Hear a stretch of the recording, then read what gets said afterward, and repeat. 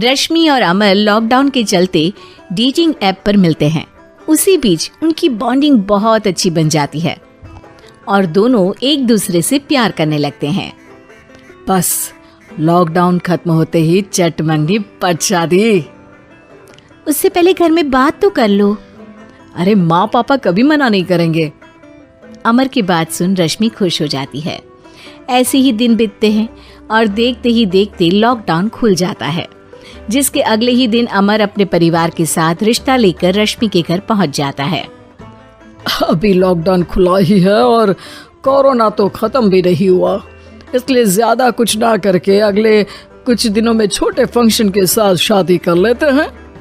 अमर के पापा की बात पर सब सहमत हो जाते हैं। कुछ दिन बाद दोनों की शादी हो जाती है और रश्मि अपने ससुराल पहुंच जाती है। बेटा, शादी तो तूने अपनी मर्जी से कर ली, लेकिन बहू को बोल देना इस घर में हुक्म मेरा ही चलेगा, इसलिए अपना राज जमाने की कोशिश भी ना करें।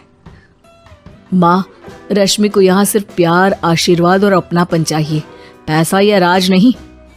बेटी की बात पर सास मुंह बनाए वहां से चली जाती है और अब वो हर रोज रश्मि को परेशान करना और ताने देना शुरू कर देती है।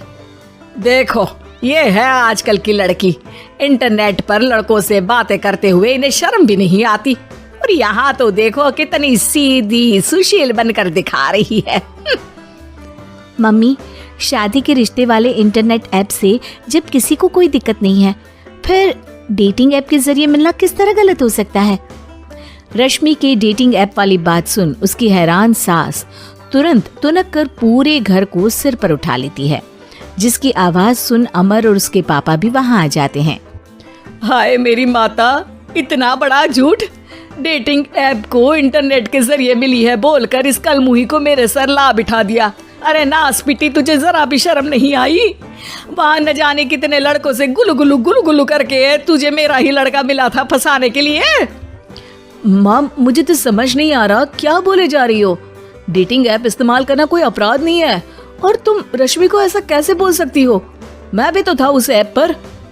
पहले उसके लिए माँ से झूठ बोला और अब लड़ाई कर रहा है। सास और अमर की बात सुनकर रश्मि हैरान खड़ी रहती है। अमर, तुमने घर में झूठ क्यों बोला? ये सब देख रही हो ना, इसी की वजह से झूठ बोलना पड़ा।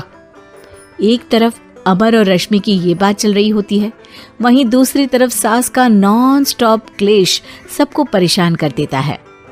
सब एकदम चुप, जो हुआ सो हुआ, अब मुझे कुछ ना सुनाई दे। पति की बात सुन सास चुप होकर वहां से चली जाती है, लेकिन अब वो रश्मि के सिर दुनिया भर के सारे काम डालकर उसका जीना पहले से भी ज्यादा मुश्किल कर देती है। मम्मी, मैं आपका गुस्सा समझ सकती हूँ, आपको जो करना है कर लीजिए, मैं कभी कुछ नहीं बोलूंगी।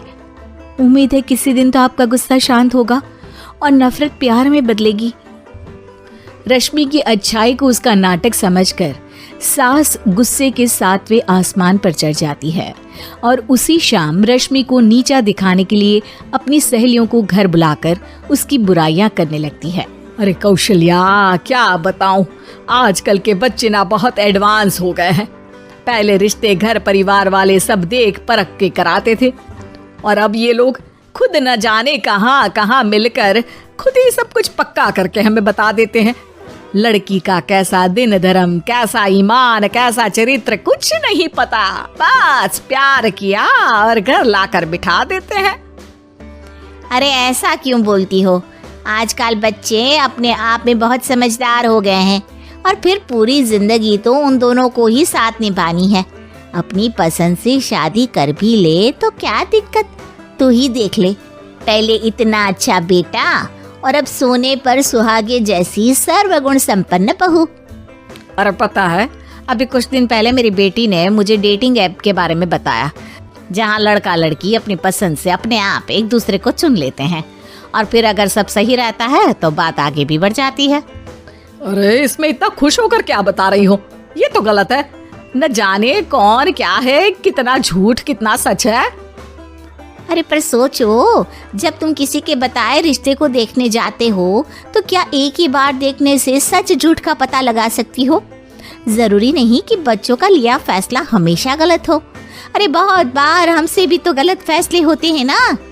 अच्छे बुरे लोग तो हर जगह मिल सकते हैं, फिर इसमें सिर्फ बच्चे ही गलत कैसे?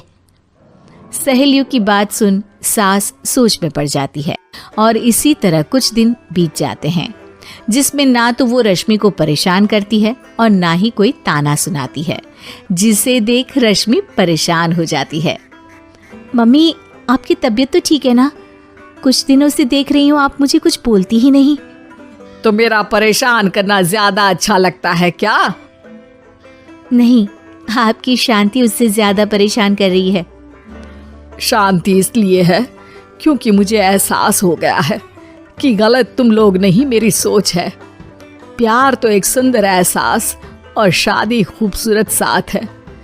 अगर ये साथ सच्चा है तो कहीं पर भी किसी भी तरह जुड़ा हो उससे कोई फर्क नहीं पड़ता। आप कौन है? इतनी अच्छी बातें मेरी पत्नी तो नहीं बोल सकती। क्या आप भी?